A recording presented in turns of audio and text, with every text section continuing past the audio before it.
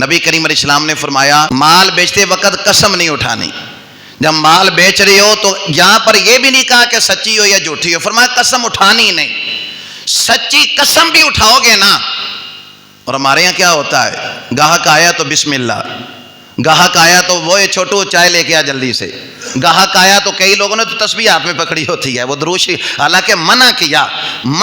جب قسم آپ نہیں اٹھا سکتے، آپ اس وقت دروشری بھی نہ پڑھیں، آپ اس وقت جو ہے وہ کوئی ایسا کلمہ بھی ادا نہ کریں جس سے گاہک کو سمجھے کہ شاید یہ میرے ساتھ مخلص ہے لیکن بعد میں جو ہے اس کے اندر نقصان ہو، اس کے اندر عیب ہو. تو کیا فرمایا بھئی جب آپ جائیں، آپ کاروبار کریں، قسم نہیں اٹھانی. یا رسول اللہ کیوں؟ فرمایا قسم اٹھا لو گے نا مال بک جائے گا، وہ آدمی سامنے والا یقین کر لے گا تمہاری قسم پر. مال بک جاتا ہے قسم اٹھانے سے، لیکن اس میں سے برکت ختم ہو جاتی ہے، برکت ختم ہو. ہم نا کثرت کے پیچھے بھاگتے ہیں، بھی زیادہ ہونا چاہیے، زیادہ ہونا چاہیے.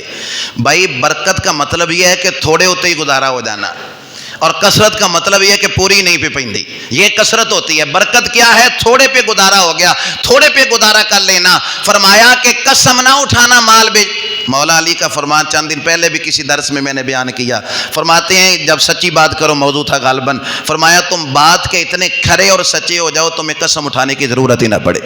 تیری بات کا اتنا لوگ یقین کریں کہ جو بات کرو وہ لوہے پہ لکیر ثابت ہو، اور تم جو بات کرو وہ سچی بات ہو، تاکہ تمہیں قسم اٹھانے کی ضرورت نہ پڑے.